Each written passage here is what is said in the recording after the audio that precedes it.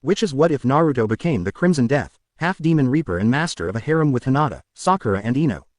Part 5. And if you enjoy this fanfic then please press the like button and subscribe to my channel for more fanfic like this.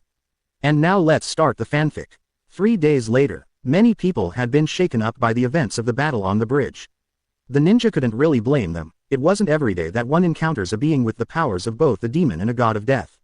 After the initial shock was gone, many of the people realized that while Naruto was indeed something to be feared, he wasn't evil. None of them could fault his actions in the long run, and he had fought hard to protect not only his comrades but the whole of Wave as well. Zabuza, Kakashi and a rather sulky Sasuke took care of the mass of dead bodies on the bridge so Tazuna could finish it. The bridge itself had nearly been finished when Gato and Gornik launched their attack, so aside of some cleanup and some finishing work, the bridge was completed successfully within 2 days of the attack. Tsunami and Inari were beyond impressed and grateful for what the ninja had done for them. Inari now viewed Naruto as the greatest hero to ever live. He also thought Naruto's powers were the coolest thing he'd ever seen. Hugh had chuckled at the boy's obvious hero worship. Naruto was still in a state of stasis sleep. Sometime during his battle he had unlocked a few powers, mainly the chains and runic seals in the shape of wings had appeared on his back. As such, his body needed to properly adjust to new powers and abilities. Also, because of the prolonged length Naruto spent in his Reaper form, his body adjusted more properly to that as well, meaning his chakra reserves had grown and condensed more than they had been, and his rate of chakra restoration had nearly doubled in speed. Much to Kakashi's and Zabuza's amusement, it wasn't uncommon to see Kyu, Sakura or Haku fussing over the sleeping Hanyu. In fact, all 3 of the girls slept with him at night, or rather in the same room. Kyu would curl up with him in her chibi fox form, while Sakura and Haku had futons near his bed, citing that they needed to be nearby in case he needed anything, even though he had healed completely from the few wounds he had gotten in the fight. The only person who wasn't happy about the mission's success was the ever-brooding Sasuke Uchiha, who fervently believed that Naruto had stolen power that should have rightfully been his, as well as the glory of a battle he alone should have won. His petty little mind never even considered the fact that Gornik would have eaten him for a light appetizer had he even tried to take on the Sin Lord. Naruto woke early on the morning of the 4th day. Blearily he looked around the empty room he was in. He did arch an eyebrow at the sight of the 2 folded futons next to the bed. Yawning, he got out of bed and stretched. Several of his bones gave a satisfying crack as they popped back in place. He hissed with relief. Huh, Hugh-chan or Sakura-chan must have gotten some fresh clothes for me. Naruto mused as he picked up the new clothes setting next to Griever and Beowulf on the chair at the foot of his bed. The clothes were obviously civilian-made. A simple pair of traveler's boots, pants and a sleeveless tunic vest and a simple black cloak. Luckily all of his tools were kept in scrolls in his utility belts or holsters on his legs, which were also sitting there awaiting him to put them on. He quickly got dressed in his new clothes. He figured his old ones were likely screwed up beyond repair during the fight with Gornik. Not that it really mattered. He had plenty of good work clothes waiting for him back at home. Securing his blades on his belt with well-practiced ease, he went over to the door and walked out of the room and turned down the hall towards the bathing room. He was sure he'd need a good cleaning. As he approached the door he checked to see if the occupied sign was out. It wasn't, so he figured he was good to go. Placing the sign out and getting undressed, he quickly bathed himself and took a short soak in the tub before redressing and walking to the nearby window in the hall. Not really feeling like talking to anyone at the moment, he opened the window and jumped out, then made his way towards the woods to stretch his legs and work out the kinks for too much sleep. Naruto-sama is gone, Haku said, a bit distressed as she ran back down into the 1st floor. The others, minus Sasuke, who was out on patrol, looked shocked and some a bit worried. Wah, but I thought he was still sleeping, Sakura asked worriedly. Kyuubi sighed. No, he woke up a little while ago. His mind isn't in the best of places right now. He even locked me out from his end of the telepathic link. He gets like this after large battles where he's forced to take a bunch of lives. She frowned and decided to explain further. You see, the human part of Naruto isn't really fond of killing. He does it because he has to in order to protect others or do his job, but he dislikes taking lives if it can be avoided. On the other hand, his demon, or rather his primal side, gets a thrill out of it. And enjoys it immensely. The problem with demons, even if they aren't evil or half-blooded like I am now myself, is that we enjoy the taste of blood, perhaps a bit too much. We enjoy fighting, and we especially enjoy destroying things or beings that make us angry or go against our natures. For Naruto-kun and myself, Gato, Gornik and their little army were all polar opposites of what we are, and their natures clashed with our own, making them all targets and prey. I nearly went into a berserker frenzy when Gornik brought out those nightbreeds and other demons myself. Had Naruto-kun on the other hand did for a short time with Gornik, you saw the results. He is ashamed because he enjoyed doing what he did to that Sin Lord. He enjoys killing evil demons and sometimes people. It allows him to vent certain frustrations and rages he has obtained over the years. You could say it was one of his few flaws. He isn't upset he killed those brigands and monsters, but he is ashamed that you saw that side of him. Sakura-chan and Haku-chan know what I am talking about, as do you Kakashi-san. Despite how well he hides it, he does still have his insecurities. Kyuubi explained. Kakashi sighed. I can relate. Even after all my years as a shinobi, I still don't like to kill when I don't have to. I still remember my first kill. I couldn't eat for almost a week without puking. I won't pretend to know what having to deal with demonic bloodlust is like, but I am sure it isn't something any of us would like to deal with. That is something I can relate to myself. Zabuza stated grimly. I was raised as a weapon and often succumbed to bloodlust when I was younger. I didn't really get much control over those darker urges until I grew older and realized just how wrong some things were. Part of me still enjoys killing or the thrill of a good hunt, but I don't let it rule my life anymore. Naruto-san's a good kid with a level head and strong heart, he'll be fine. This isn't his first time killing. He told me about what he did to the root Anbu. He didn't like it but considered it a necessary evil. In truth, all of the ninja present knew of Naruto's unique circumstances. Kyuubi and Sakura had explained it to Haku shortly after the gruesome battle on the bridge, mainly because they had to explain how he became the avatar for Shinigami. Zabuza had been told earlier than that by Naruto, and Kakashi had confirmed the story. Normally the former Mist Nin would have thought it a load of crap, but then again it did explain a lot of things, particularly why Naruto held an air of maturity about him and why his eyes seemed older than he was physically. That and it was common knowledge that the memory viewing jutsu couldn't be faked, nor did it lie. Needless to say, the demon of the mists was very grateful that Naruto saw it fit to save his skin rather than let him die like he had in the previous timeline. The only people who didn't really understand what was going on was Tazuna, Tsunami and Inari, though they didn't really care either. To them Naruto was the hero of Wave. Tazuna was even going to name his bridge after him to honor all that he did for his people in their time of need. Naruto's a strong one. He'll be back once he gets his head cleared. Kakashi said and returned to his book. Sasuke Uchiha found himself walking through the seedier part of Wave, his cold black eyes scanning the area for any possible threats as his perpetual scowl remained fixed on his features. Why does the Dobi have so much power? I should have that power. I am the one who needs it. I am the one who has suffered and lost. I need power. I must have power to get my vengeance, to kill him, them. But how can I kill Naruto now? He's too damn powerful and he's working for Shinigami. If only I could rip that power from him and make it my own. Then nothing, no one could stand against me. He turned down a dark alleyway as his own brooding thoughts went to darker and darker areas of his slowly twisting mind. You crave power, do you, child? A eerily silky voice asked from the shadows of the dark alley. Sasuke stopped, drew a kunai and went into a stance. Show yourself, she snapped. In time, Sasuke-kun, in time. The voice said silkily. Now answer me, do you seek and crave power? A sudden surge of killing intent filled the area. It was so vile and twisted that it made Sasuke's skin crawl. The power behind this killing intent, it was amazing, and intoxicating.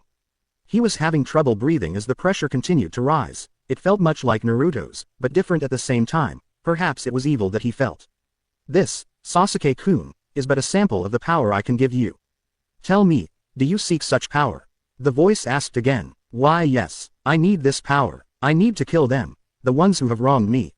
I crave vengeance, Sasuke screamed. Kuku, came the chilling laugh. Excellent, if you agree to my terms, I will grant you this power you seek and help you seek your revenge. What are the terms? Sasuke asked, struggling to regain his composure. I can't tell you all of it yet. The walls can hear and see when you least expect them. Just let it be known that I seek the nine-tailed brat myself. He is paramount for my plans. The demon will make excellent material for my experiments. My minion in Konoha will contact you again shortly after you return. I must take my leave now, Sasuke-kun. Remember, I can give you the power you need to reach your ambitions. Until then. The voice chuckled darkly and seemed to vanish into the darkness as a scroll rolled out to the Uchiha's feet. Sasuke picked up the scroll and opened it. A dark smirk crossed his features. The scroll was filled with quite a few useful and powerful jutsu he could use. The one called Hidden Snake Hand looked interesting. With this, I am one step closer to my revenge. Once I've killed Itachi, his eyes will be mine and I'll reclaim what was stolen from me by that damn demon. Naruto, just wait. In time I will become more powerful than you. Then I will make you beg for death at my feet after I have destroyed your happiness. It's just a matter of time. Sasuke chuckled to himself darkly and placed his new scroll in his pouch as he walked out of the alley. Crass shhhh. Bang. Crrruunnncchh. Crack. Boom mmm. Naruto relaxed his stance as two trees fell over in splinters and the large boulder he had been training on shattered into small pieces. He let out a sigh and cracked his knuckles. Seems I'm back to full power again. Hey, training is kinda therapeutic. He smirked and then frowned. Still, I need to stop depending on my demon and reaper powers so much. I'm letting my skills slip. He sat down and pulled out a bamboo canteen and took a long drink of the water it contained as he began thinking and planning to himself. It won't be long now until the Chunin exams and I'm damn sure the hubby Tem will show up. I'm also sure the prick knows about me and the emo Tem by now, though I don't know how or if it will change his plans. The Sharingan isn't completely lost either. There's a good chance that if the Tem gets a cursed seal it will repair what I did, then the only option left is to kill him. I'm also betting that the hubby Tem is going to try something against me as well. The bastards know better than his name's sake and that eight-tailed prick is more trouble than it's worth. I've also got to do something about Gaara. I'd rather have him as an ally this time. It'll give us a better chance of protecting Ji-san from the snake. Guess I'll have to talk to Shukaku. Hey, if push comes to shove I'll make that miserable Tanuki do what I need it to do. I can't extract the insane, sand-logged, furball or that crazy priest without killing Gaara. Maybe the priest, but Shukaku has been there too long and bound by the seal. The crazed priest is just a secondary soul and can easily be reaped. I guess the only thing I can truly do is turn Gaara into a Hanyu by destroying Shukaku and giving Gaara his power. A simple task and I'll be glad to be rid of that damn Tanuki sooner than later. I'll also have to seek out Yugito one of these days too. Nibi will be willing to help since she cares for her container's well-being. That will leave me with a few better options than what I got with Shukaku. He silently mused. Ryo, for your thoughts, dear. Kyuubi asked as she landed next to him. HNN. Oh, hey Q-chan. Naruto greeted. I was just planning a few things ahead. It's getting close to the Chunin exams and you know what that means. Kyuubi nodded and sighed. Hubby Tem will try to pull something and then the Akatsuki will pop up not long after. Then there's Gaara that we need to attend to as well. I pretty much know how I'm going to handle Gaara. I still want him as my friend after all. Shukaku is going to be destroyed and Gaara will hopefully agree to take his place. If things go like last time then I'm pretty sure Konohamaru will set the whole thing up. Naruto said. As for Orochimaru, he's going to be more difficult to deal with, especially since Kabuto hasn't been seen much in Konoha. I'm pretty sure he will try to attack with Suna again like he did last time and I think Emo-Tem will still be a target, but I'm pretty sure I will be too. Too bad for him, my body is immune to those mutated enzymes he injects when he places a cursed seal. My blood will purge them and being a seal master I can break the seal even if he does figure out a way to make one stick. Naruto added. Kyuubi frowned. Let's hope he doesn't get you. The last time it happened you went on a rampage because the enzymes had horribly tainted demonic chakra laced into them. You leveled 3/4 of Odo by yourself and almost slaughtered civilians in the process. Yeah, not one of my better moments, huh? Naruto mused dryly. Still, I only had 6 tails when that happened and you were still sealed in me. Now I have 9 tails and Reaper powers. That alone is enough to negate the effects of a cursed seal, though it's likely to still have a couple of problems if the Tem manages to get me with one. I will need rest to recharge my energies after purging it and there is a slight chance of going berserker, but I should have partial control if that does happen. Am I still going to act as a guard for the old man while you're taking the test? Kyuubi asked. I would still rather be in there with you, you know. I know, Hugh-chan, but Ji-san will need someone to guard him since Ero-Sennin will likely be peeping and Ba-chan will probably be getting drunk or gambling. Besides, if memory serves correctly, most of the ninja are going to be very busy during that time and I'll need someone on the outside I can trust with no actual commitments to keep an eye on things. I'd like to keep Hayate-san from getting murdered this time too, but that won't happen until the second part of the exam is done. I know, at least I'll be able to use telepathy to speak with you when I need to. She grumbled. I can't wait until Orochimaru and the Akatsuki are gone. Then we can get on with our lives and not have to worry so damn much. It'll happen. For all of us. The only ones I'm really worried about is Madara and Piin, with their ultimate Magankyo Sharingan and Rinnegan, and Piin's 6 damn bodies. My Omnigan will be able to give me an edge over their Dujutsu, though I might have to forego using my Reaper form against them since I can't access my Omnigan in that form and I don't know if the Jagan will be of much use against them. At least this time around I'll know what to expect of those bastards in battle though, so it won't be so bad. Naruto smirked. Kyuubi arched an eyebrow. Oh, and I do hope you don't think you'll be facing those monsters alone, dear. Naruto knew that tone. It was sickeningly sweet and pure evil and he had no desire to sleep on the couch for the next couple of months. You know I won't do that. That's why I am training the girls and I know you can hold your own. Naruto frowned. The only part that is bothering me is that, well, in order for me to be absolutely sure they are properly protected, they will need some of my power, you know what that means. I don't want to push something like that though. I want things to come naturally. Kyuubi chuckled. I doubt you'll have to worry much. The girls are legal adults now, and if the pheromones they produce being around you is any clue, I think I'll have a few sisters soon enough, including Haku-chan. She said smugly. Naruto's sweat dropped. Isn't it a bit early for that? She hardly knows me. Kyuubi shook her head and smiled. Don't be so clueless, Naruto-kun. When a girl finds what she wants, she doesn't screw around in obtaining it.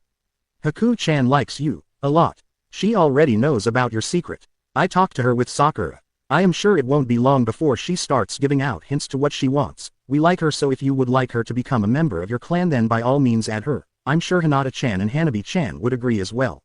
Maybe, but Ino-chan and Tenten-chan might not be so willing. They can get kinda possessive, and Tenten-chan's got all those painful pointy objects.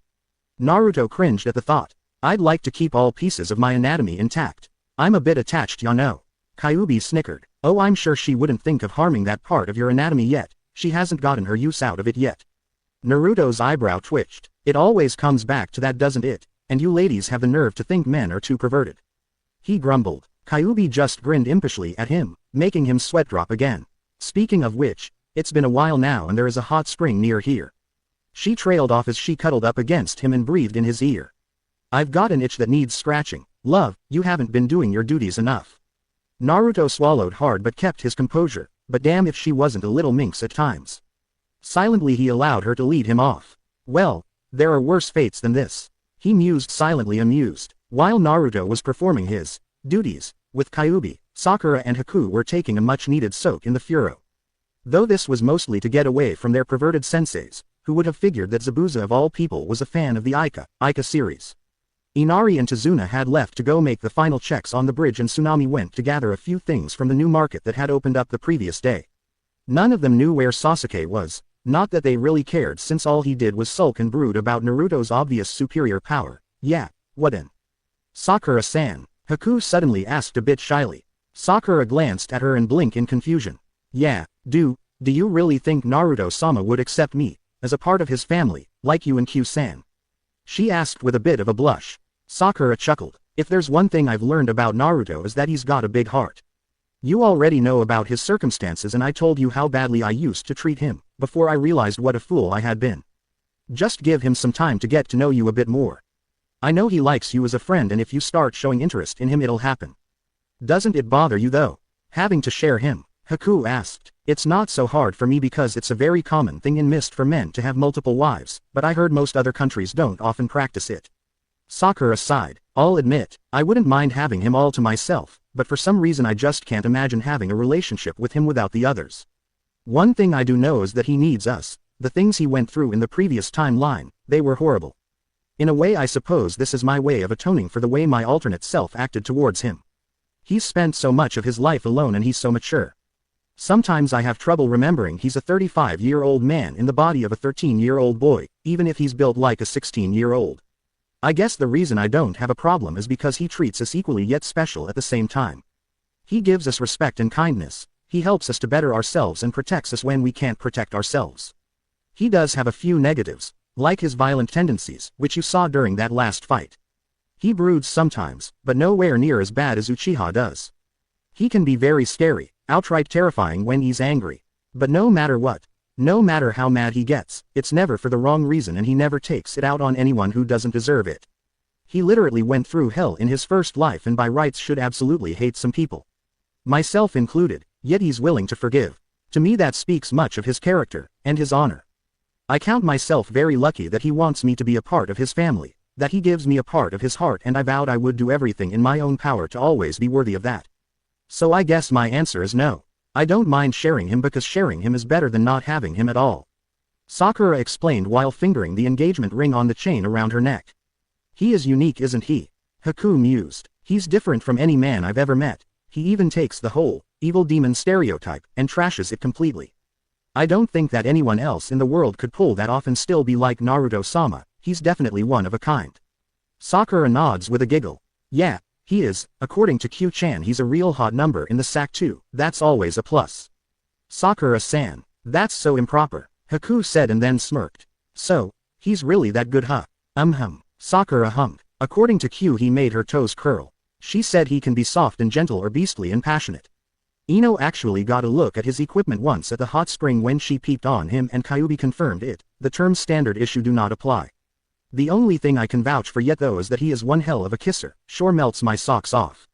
The only thing I know he's good at is massage. He helped me work out the cramps in my legs and back after training sessions. Haku pouted. Ah yes, he's good at that too, very good. Sakura replied with a slightly glazed look. So when do you think we'll be heading back to Konoha? Haku asked. Sakura stretched a bit and leaned back, giving Haku a good view of her budding assets. Not sure. In the next day or so I'd think. The bridge is built and Tazuna is safe. No one has to worry about Gato anymore so we will probably leave tomorrow morning. She answered. I wonder what Naruto-sama's home is like. He said Zabuza-sama and I would be living there with him. Haku wondered out loud. Sakura grinned. You'll love it. It's the Kazama estate. It's basically a large compound with a huge mansion. It's got an awesome onsen in it, a private hot spring out back, a huge library and a nice office study. Its kitchen is really big too and it had a tea room, family room with a large fireplace, recreation room, a workout room. Front and rear deck patios enclosed by mesh screens overlooking the gardens. It's surrounded by lots of trees and in the back 40 he has a nice private training ground. He's got a few other things too. Private wine cellar, fully stocked with loads of aged wines and sake. A small private medical ward and a lab where he works on jutsu, seals and herbal medications. He's also got a family armory with lots of weapons in it and loads of bedrooms. All of us have our own rooms there too, to use if we need them or want to spend the night. Sounds like a really nice place. Your parents let you spend the night over at his house knowing you intend to marry someday? Haku asked a bit shocked. Sakura chuckled. Well, Mom did give me the talk and showed me the birth control jutsu just in case but Naruto-kun is always a perfect gentleman. He never does any more than any of us are ready for, that and he cooks for us and his cooking is really good. He thinks he picked it up from his mother who also had a natural talent for cooking. Wait until you try his homemade sushi made from fatty tuna, it's to die for and his triple chocolate cakes, Kami those are really good. Sakura gushed. I wonder how good he makes sukiyaki or sashimi, those are two of my favorites. Haku mused. I've tasted his sukiyaki before, it's really good and he always gets prime beef for it and fresh vegetables. You'd have to ask Hinata-chan or Hanabi-chan about his sashimi though since I haven't had it yet. Sakura stated. Now I'm getting hungry. Haku chuckled. So am I. Dinner should be started soon. We should probably get out and see what's going on. Sakura said. The two girls got out, dried off and went downstairs and found Tsunami cooking, while Kakashi and Zabuza were busy reading the little perverted orange book. Sasuke was back and ignoring the others as usual. Naruto had also returned with a rather pleased-looking Kyuubi who was back in fox form curled up next to him while he did the usual maintenance on his swords and tools. Tazuna and Inari were playing Go, and Tazuna was losing. Naruto greeted the two with a smile and went back to repairing the kunai and senbon that Kakashi had asked him to. His blades hardly needed any maintenance due to their special properties but tools like shuriken, kunai and senbon often needed to be checked to see if they were salvageable or not. The two girls were glad to see Naruto back to his usual self and walked into the kitchen to offer Tsunami some help with dinner, a rich-looking stew and fresh bread from the looks of it. She agreed to the help and set the two girls to work on some rice and a salad to go with the dinner. All in all it looked to be a peaceful night in Wave. The next morning, are you sure you have to leave so soon? Tsunami asked the group of ninja. They had all gathered at the front of the bridge along with many members of the town to see their saviors off. Naruto was in a different set of clothes this time. Just his usual black pants and a copy of his favorite trench coat but without the usual shirt underneath. It was pretty hot out so no one really blamed him, even Zabuza and Kakashi were dressed lighter. One really noticeable thing was the lack of mist forehead protectors on either Zabuza or Haku. Though it did distract Sakura and Haku a bit since they kept glancing at Naruto's bare torso since his coat wasn't closed. Kyuubi snickered to herself from her perch on Naruto's shoulder. I'm afraid so, Tsunami-san, we have duties to do back in Konoha. Kakashi said. Kakashi-sensei is right and we have a report to make to our Hokage too. I've also got to get Zabuza-san and Haku-chan registered as citizens of Konoha. Naruto said. We'll come back again one of these days to check on Wave though and I left my address for you so you can always write. Inari walked up to Naruto. You could tell that the boy was doing his best to hold back his tears. I'm going to miss you, big brother. He said sadly. Naruto smiled and knelt down and pulled the boy into a brotherly hug. I'll miss you too kiddo. Keep up your training and take good care of your mother. If you ever need my help, you know how to reach me. He said. Inari nodded with a smile as he tried to stop his tears from falling as he pulled out of the hug from his hero. Naruto gave a light chuckle. "Ya know, it's okay to cry sometimes. You can't always keep your emotions bottled up or you'll end up like a certain emo we all know." Inari made a slight face while Sasuke grumbled something that tender ears shouldn't hear. "I'll try. Do you still cry sometimes?" Inari asked. "Not often, but there have been a few times. It's nothing to be ashamed of. If anything, it shows you're still human and aren't trying to kill your emotions, something most ninja are guilty of." Naruto answered and stood back up. He didn't notice the admiring looks he was getting from those around him, especially the girls. Kakashi could almost see Arashi's image overlay with Naruto as he talked to the young boy. The women present just knew that he would make an excellent father one day. "Alright kiddo, we've got to go now. Keep up your training and practicing that taijutsu I taught you. I left a few scrolls for you to study once your mother thinks you're old enough. Just remember, don't use your skills to hurt others, use them to protect those precious to you and you will never fail." He then turned to Tazuna and Tsunami. "It was a pleasure meeting you Tsunami-san, and your cooking was great.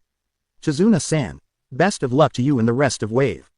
Don't worry about covering for the A rank, I will make up the difference for you. Keep that money and help your people get back on their feet. I wish you all well." He turned and looked at his friends. "Alright then, let's head out." The others nodded and began following Naruto down the bridge as the people of Wave watched until they were out of sight. "That kid," Tazuna mused with a chuckle. "He's going to make one hell of a leader someday. Have you decided on a name for the bridge yet, father?" Tsunami asked. I think it will suit it well. The Great Naruto Bridge, named after the hero of Wave. May it always stand against the trials of time as that young man stands against those who wish to harm others." Tazuna said. "An excellent idea, Tazuna-san." The village masonry said, "I will start work at once on a grand memorial statue to place in honor of them." "I thank you, Shiro-san." Tazuna said. "This is your best idea yet, grandpa, thank you," Inari said, hugging the older man. Tazuna looked down and smiled as he patted his grandson's head. He then looked back out over his masterpiece as it stood towering over the waters. He knew deep down that had it not been for Naruto and his friends that his vision of this grand bridge would have been lost along with many innocent lives. True, the young man had come because it was his job to do so, but during his stay he had given the people of Wave back something they had once lost. He had given them hope, and he had given his grandchild a purpose once again. To Tazuna, that was worth more than all the gold or riches in the world. "Thank you, Naruto Dono, thank you for giving us all hope and a reason to go on. I pray that you find the peace you seek and that your own dreams come true, you truly deserve it." Tazuna thought as he gazed off into the distance. The trip back to Konoha had been for the most part uneventful for the group. Sasuke had been suspiciously quiet and broody, but the latter was common, so the others let it go, though Naruto did keep a discreet eye on the Uchiha. Kakashi and Zabuza spent most of their time with their noses buried in identical orange books of porn. Naruto had nearly face planted on the ground when Haku told him of her sensei's collection kept in his storage scrolls. Apparently Kakashi wasn't the only perverted shinobi to read them frequently. Kyuubi didn't really mind the books, in her opinion they brought up some interesting ideas. Sakura and Haku spent most of their time talking to each other about all sorts of different topics, that is when they weren't glued to Naruto's side. Naruto on the other hand had discovered a few interesting things. One of which was that he no longer needed to use the demonic seals and jutsu to assume his nine-tailed Hanyu form or even his Werfox form. Which oddly enough now pulled less chakra than it did before. His chakra levels had also grown, nearly doubling in size. Naruto found this most interesting since he already had insane amounts of chakra, both human and demon, but now he truly was bordering on limitless considering his control. He could also use his chains now in any form since they fused with his body. This would likely become very useful in the future. Even though he was now able to use his alternate forms, except his Reaper form, without hand seals, he realized that he was becoming far too dependent on his alternate form's powers. Granted, it was true that accessing his other forms only brought out his full potential, he still desired to test himself with limitations. That isn't to say he'd be stupid enough to tackle someone like Orochimaru without at least taking on his nine-tailed Hanyu form. His wings, while a bit strange without his Reaper form in effect, was a welcome addition to his arsenal. At any rate, he had vast taijutsu and kenjutsu skills that haven't even been tapped yet, skills he would use during the Chunin exams to better keep his more powerful abilities under wraps, for now. With the Chunin exams looming closer, though he was beginning to get a little on edge, it was at about this time that everything began going to shit in his previous timeline. He was glad that he took a little extra time on their trip back to Konoha to properly check himself over, the fewer surprises the better. He sighed as they passed through the gates. He was going to be quite busy for the next couple of days. He needed to see Hinata and Hanabi, then Tenten and then Ino. He planned on giving the Raijin to Ino since it would better augment her elemental affinity.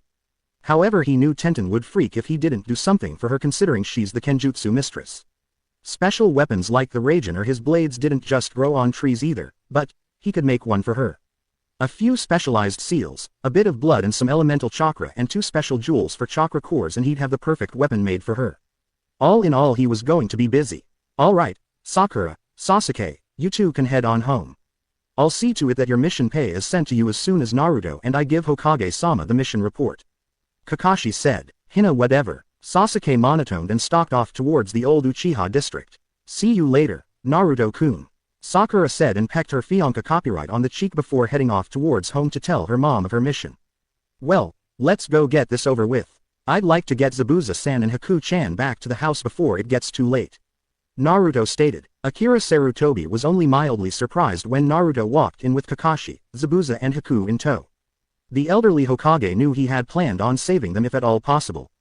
Naruto then showed him the Raijin before clipping it to his belt next to Griever and then placed the Anbu storage scroll in front of Sarutobi, who sweat dropped at the kanji seal which simply said the goods. Though Zabuza and Kakashi thought Naruto's sense of humor was quite funny considering the scroll held the head of Aoi Rokusho. The very few council members in the room didn't share the humor. This is a most difficult situation. Taking in Haku-san is not a problem since she is technically not a ninja or with any other village. But with Zabuza-san the situation is a bit more difficult since he is a missing ninja. However, in light of the help he gave you in Wave and since Naruto has taken him on as a guardsman for his clan, I believe I can smooth things over with the council. Sarutobi said. Also an excellent job on your assassination mission concerning Rokusho. The price for his bounty will be added to your mission fee. Thanks. If the council gives you any more crap about Zabuza-san, just tell them that he is an honorary member of my clan and if they don't like it they can take it up with me personally. Zabuza-san and Haku-chan have my complete trust and I will take personal responsibility for them. Also, if any of those old perverts on the council try to turn Haku-chan into a breeding factory because of her Kekkei Genkai, they will have to find new accommodations at the village loony bin once my Jagan is finished ripping their minds to shreds. I consider her a member of my clan and a person very precious to me, like the other girls. If she is harmed, hell will not hide them from my wraith. Naruto finished in a sinister demonic tone that sent chills down the spines of the council members present. Sarutobi hid a private smirk. He knew Naruto was playing things up to scare the piss out of the elders that were still against him and the bloodline fanatics that were amongst them. Being a Kazama aka Namikaze and the Nine-Tailed Lord, well, let's just say that no one really wanted to try their luck against him. He did after all utterly destroy Danzo and his root organization in one day, and he hadn't even been at full strength when he did it, nor was he seriously harmed in the process. Any normal human would have been dead within seconds trying to take on that many trained shinobi. Haku blushed prettily at Naruto's protectiveness and unconsciously snaked her arm around his and cuddled up to him a bit, completely forgetting where she was and who they were in front of. The Hokage, Zabuza and Kakashi just smiled at the show of affection. Naruto was a bit surprised by the sudden action and glanced at her. Haku just smiled up at him through a light pink blush. He gave her his second trademark, a lopsided smile that was nearly as much a lady killer as his foxy grin usually was. Hey, guess she really does have a thing for me. I'd be a damn fool to pass her up too. She's a wonderful young woman, beautiful inside and out. Guess I have a new clan member, or will have when I'm physically old enough to marry. Naruto thought bemused. Haku felt Naruto give her arm a gentle squeeze and his smile told her what she had been yearning for. He was accepting her. What he had said wasn't just to protect her, he cared for her and truly considered a member of his clan. I will see to it that Haku-san is left alone by the more radical members of the council. I promise you that, Naruto-kun. Sarutobi then got a slightly demented grin on his features, which made the other shinobi a tad nervous. Might I ask if you are considering a marriage with her as well? Haku flushed brightly. Naruto did as well, but to a much lighter extent. Kakashi let out a slightly perverted giggle and Zabuza had to choke back a gruff haw at the sudden panicked look on the young Hanyu's face. Not often you got to see someone pull that kind of reaction out of Naruto, these days anyway. Well, if that is what she wishes. I would like to marry her in a few years, Naruto admitted and then shot Sarutobi a rather dry look. Of course I would have liked to date her and let her get to know me better before springing that little tidbit of information on her. Thanks for not an old man, he said dryly. Sarutobi snickered mentally at the young Hanyu's discomfort. Haku's face had a rather blissful look with big dreamy eyes as she cuddled up closer to Naruto. His proclamation had been a dream come true for her. a man who was stronger than her that would protect her when she couldn't protect herself. A man who had not only been through one lifetime of utter hell, but saw it fitting to save her and her father figure the second time around and even offer them a safe haven and home where they would be welcome, warm, safe, fed and happy, no more running or dodging Hunter Nin. The few council members in the room looked like they bit into something that was a nasty mix of sour and bitter as they noticed that the demon brat obviously had the attentions and affections of the girl with the ice bloodline. They silently seethed. She would have made oh so wonderful breeding stock, especially for the Uchiha heir. Then again, he was sterile now, so that was out. They cursed silently. If it wasn't for Naruto's Omnigan, his genetic elemental affinities and his unique physiology, they would have had him executed at best, exiled at worst. Sadly he killed the only one who could have taken him out. They could only hope Danzo-sama's soul was resting peacefully in hell. Danzo whimpered as tears streamed from his eyes. He was strapped to an evil device, unfortunately, in a bent-over position with his head forced up, his eyes forced open as he was forced to watch episode after episode of two ancient Earth kid shows called Barney and Teletubbies. Frankly, both shows made him think a lobotomy without painkillers followed by a quadruple root canal would be a slight twinge of relief. He didn't even want to get started on the yaoi anime. A shudder went down his spine. The accursed purple dinosaur thing was singing again. Honestly, it was no wonder the damn things were extinct. They killed themselves to get away from the annoying one. Danzo sobbed again. Would his torment never end? Karma has a way of biting certain deserving souls in the at just the right moment. A large crimson-skinned humanoid with cloven-hooved feet, gigantic muscles, huge wings and a set of wicked horns on his head came strolling up with a sadistic smile on his face as he lazily tossed a pineapple in his clawed hand. Ooh, Danzo-chan, Lucifer sing-song sadistically. It's 6 on the dot. Do you know what time it is? Danzo blanched. No, no, please not that, not the pineapple, have mercy, mercy I beg of you. He cried out. Lucifer put on a mock understanding face and patted the hysterical man on the head like one would a kicked puppy. I understand, my poor fellow. He trailed off as a truly evil grin crossed his features. So I'll be quick about it. He laughed as he reared back his hand with the pineapple ready. Outside 3 men chained to a boiling lava pool winced in slight sympathy. I think they are the luckier ones. Adolf Hitler grimaced. George Bush Jr. nodded sagely. That's true. Better to boil in lava than be forced to watch those abominations and get a pineapple up the every hour. I swear that boy screams any higher though, we'll all go deaf. HNN. Attila the Hun grunted as he proceeded to pick his nose.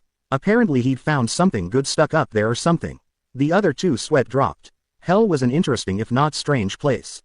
All things considered, you could even grow used to the heat and pain if you spent a long enough time there.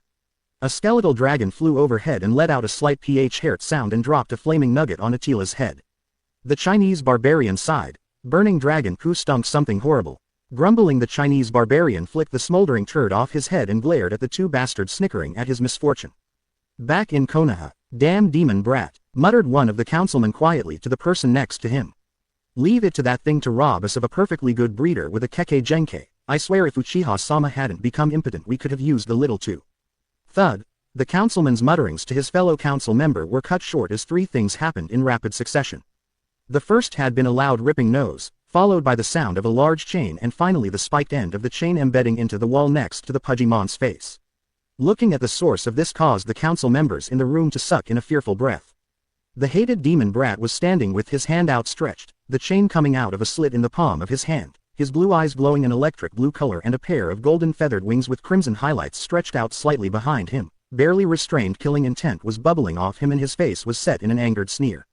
You would be wise to watch your words around me, little worm. Naruto snarled demonically. I couldn't give 2 shits and a what the hell you pathetic, pompous little self-serving bastards think of me, but the moment you insult Haku-chan you stepped over the line.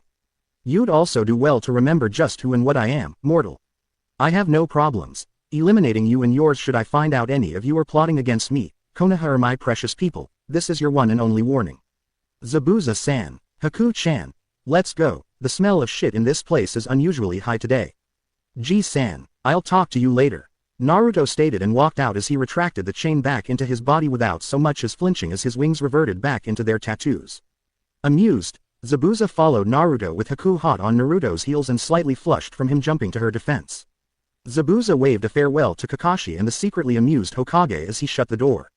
The only other noise heard in the silent room was the sound of the rotund councilman voiding his bowels and a slight perverted giggle from Kakashi, who was still reading his favorite book. Sarutobi scrunched his face at the sudden pungent stench that filled the room. Naruto-kun seems to be correct. The smell of shit in here is most unpleasant today. Council members, you are dismissed," he said, shooing them off like unwanted pests. It didn't take Naruto long to get Zabuza and Haku back to his clan compound. Both were seemingly awed by the size of the home, though it wasn't nearly as large as the Hyuga compound. Zabuza took one of the guest rooms for his own. It was a modest room but large enough to be comfortable and have a small space to lounge in. It was even furnished for him, a sweet deal to him considering some of the places he'd been forced into in the past. Haku found a room in the same area as the other girls' rooms. It was in the rear portion of the first floor and connected to both Naruto's private onsen as well as the hot spring outside, which had plenty of hedges protecting the area against peepers. This area was reserved to clan members and or immediate family or spouses. All of the rooms were decently sized with restroom at the end of the hall. Each room was furnished with a comfortable four-posted king-sized bed, several shelves for books and scrolls, a desk to work at, a small couch, 2 chairs and a tea table near the window which overlooked the gardens. The rooms even had doors that opened to the garden, which was filled with various flowers, herbs and even spices. From there you could take a small path leading off to the hot spring if you wanted to soak in an open-air bath. Needless to say, Haku loved her new home. Naruto went to his room and stored the Raijin away into a scroll and then placed it in his special hiding place, a blood storage seal hidden behind a picture of his parents. Only one with his blood could open it and the seal had a special trigger to it. The blood had to be fresh, any older than a minute and the chakra node would reject the person trying to unseal what was hidden in it. Once he got Tenten's weapon done, he'd be able to give Ino the Raijin. For Tenten he figured something unique would work well and she was pretty slick with the halberd. He had all the items needed to upgrade a simple halberd into a lava halberd, though it was going to take him a while to make more core crystals since it would need 2, one for earth, the other for fire. Making them was simple, just time consuming. All it required was a pure crystal, which could be bought in most jewelry shops, and then one had to pump in a small amount of element-based chakra every day for 6 months' time after a few seals had been placed to form a core within the crystal and a replenishing seal which would make the crystals replenish their chakra from both the user and any spare chakra in the area. Thankfully he could set it so the drain on Tenten would be minimal. A few more seal runes and kanji after that would grant the user control of the weapon and its special abilities. Unlike the Raijin though, this weapon was going to be attuned to Tenten via her own blood so only she could use it. Thinking on it, he decided that a couple of special absorption seals would be good for it too, allow it to eat and assimilate any fire, earth or magma jutsu sent at it, that would keep a decent charge in it and she could always send said jutsu back at its source. He idly wondered if he could apply the same seals to the Raijin to upgrade it as well, perhaps he'd check into that, make the weapon more personalized. After Haku and Zabuza got settled in and Kyuubi decided to go take a nap, Naruto decided on going to his first stop. The Hyuga compound. That is, once he got into more civilian attire. Simple black pants with orange fire on the bottoms, black hiking boots and a black tank top.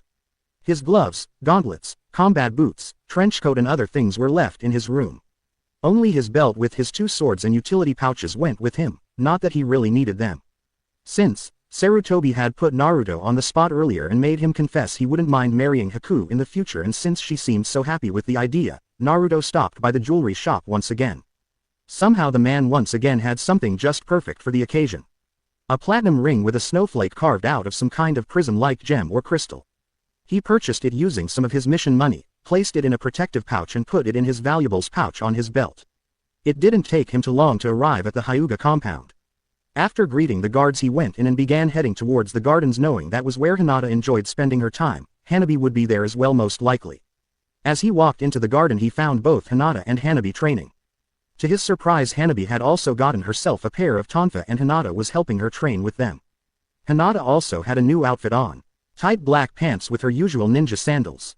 A lavender tank top on under a new dark purple GI top with a special black cloth belt that could holster her tonfa. On the back of the GI top was the Hyuga flame symbol with a dragon in the Uzumaki spiral. Naruto approved of the design. Hanabi was wearing a similar outfit but in blues and shorts instead of long Anbu-style pants. From what he could see, Hinata had gotten quite good with the tonfa, perhaps she had a natural affinity for them. He also noticed that both girls could easily mix their Jiyuken style into it making it a specialized Kenjutsu style. Naruto had taught Hinata his variation of the Jiyuken that he mixes with his taijutsu styles. He had found learning more than one helped since you could keep your opponent guessing. So she was now well versed in nerve clusters, pressure points and the chakra scalpel, that added to her Byakugan's ability to see chakra coils and tenketsu points made her just as dangerous as Naruto could be. Just not quite as fast, yet. Good afternoon, Naruto-san, how was your mission? Hiyashi asked pleasantly as he walked up to watch his daughters spar. Naruto gave his future father-in-law a bow. Good to see you well, Hiyashi Dono. As for the mission, both were successful and the region has been reclaimed and is now in my care. Aoi Rokusho has been terminated and Wave was liberated from its oppressors. Though the unexpected interference of demons did complicate matters a bit, but it wasn't anything I couldn't handle. Hiyashi arched an eyebrow. My, sounds like a very eventful C-rank mission you had there. That added to the A rank you already had as well must have kept you fairly busy. That's putting it mildly. Naruto chuckled. Just check with G-san later. He'll let you read the report I made since I have you on my trusted people list and my advisors list. By the way, how did you Elder Council take the information and the new seal I presented? Hiyashi frowned. Not well, I'm afraid. They are angry because my daughters are now out of their grasp and they fear you. They still believe you are what you once jailed and refused to believe the explanation that Kyuubi was forced into the attack. They tried to deny the new seal you made as well since it would destroy their control over the branch families. They were also quite angry when I named Neji my successor as clan head and told him the truth of what happened all those years ago with my brother. His caged bird seal was removed by me and your new bloodline protection seal was placed. He is much happier these days. The elders of the clan however are very upset with the situation and are pushing me to break off the engagement and betrothal or try to come to some other agreement. Being the head of the clan, they can't openly defy me though, and due to my actions I now have a great backing from the branch families, especially once I declared my intentions to merge the main and branch together. I fear that both you and I will have assassination attempts in the near future by the more stubborn of the main families. Hiyashi explained. Naruto looked the man in the eyes, a dead serious look on his features. Hiyashi Dono, Hokage G-san told you my secret, correct? Hiyashi gave a slight nod. Indeed he did. I am aware of the whole story but it changes nothing. Thank you. Naruto gave him a slight smile. But you can use this to your advantage. Hinata and Hanabi will one day become my wives. That makes them my family and by extension that makes you, Neji and other trustworthy Hyuga my family as well. I protect my family. Anyone who tries to hurt my family will face my wrath. I never want to see Hinata-chan or Hanabi-chan in tears because of foolish and outdated politics. So, you tell those stubborn, power-hungry old bastards that if anyone so much as touches my fianca copyrightees, you, Neji or anyone else you see fit to protect, they will have me to deal with and should I find enough guilt or evil within their souls, I will send them to meet Shinigami-sama for their judgment or I will give them a taste of my Jagan.